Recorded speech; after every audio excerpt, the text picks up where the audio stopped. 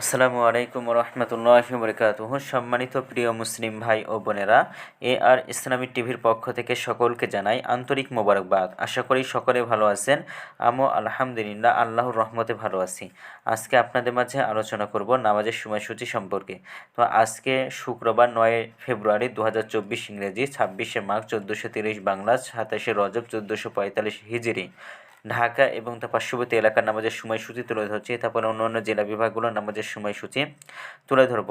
আজকে ঢাকা এবং তার পার্শ্ববর্তী এলাকার তাহাজ্জুদ এবং সেহরির শেষ সময় হলো 5টা বেজে 14 মিনিটে। আজকে ফজর ওয়াক্ত শুরু হয়েছিল 5টা 19 মিনিটে এবং ফজর ওয়াক্ত শেষ হয়েছে 6টা 35 মিনিটে। আজকে জুমার ওয়াক্ত শেষ হয়েছে শুরু হয়েছে 12টা 14 মিনিটে এবং শেষ হয়েছে 4টা 13 মিনিটে। আজকে আসর ওয়াক্ত শুরু হয়েছে 4টা 14 মিনিটে এবং শেষ হবে 5টা 49 মিনিটে।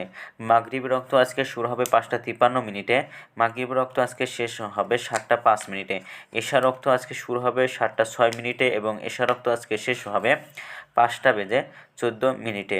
আজকে সূর্যাস্ত যাবে 5টা 50 মিনিট আর আজকে সূর্যোদয় হয়েছে 6টা 35 মিনিটে। এগুলো ঢাকা এবং পার্শ্ববর্তী এলাকার নামাজের সময়সূচি। এখন আপনাদের মাঝে আলোচনা করব বিভাগীয় শহরের জন্য উল্লিখিত সময়ের সঙ্গে যেসব বিভাগের সময় আপনি যোগ বিয়োগ করবেন তা হলো এই। অর্থাৎ আপনি বিয়োগ করবেন চট্টগ্রামে 5 মিনিট এবং সিলেটে 6 মিনিট কম করবেন। ঢাকা এবং পার্শ্ববর্তী এলাকা যে নামাজের সময়সূচিটা তুলে ধরলাম সেখান থেকে চট্টগ্রামে 5 মিনিট কম করবেন এবং সিলেটে 6 মিনিট কম করে গণনা করবেন। যোগ করবেন খুলনাতে 3 মিনিট, রাজশাহীতে 7 মিনিট, রংপুরে 8 মিনিট, বরিশালে 1 মিনিট বেশি করবেন। ঢাকার মধ্যে পার্শ্ববর্তী এলাকা যে নামাজের সময়সূচিটা তুলে ধরেছি সেখান থেকে খুলনাতে 3 মিনিট বেশি করবেন, রাজশাহীতে 7 মিনিট বেশি করবেন, রংপুরে 8 মিনিট বেশি করবেন এবং বরিশালে 1 মিনিট বেশি করে গণনা করবেন, তাহলেই হবে। তো আজকের ভিডিওটি পর্যন্ত ছিল। আর এই সূত্রটা দিয়েছেন বা আমরা এই সূত্রটা নিয়েছি ইসলামিক ফাউন্ডেশন থেকে।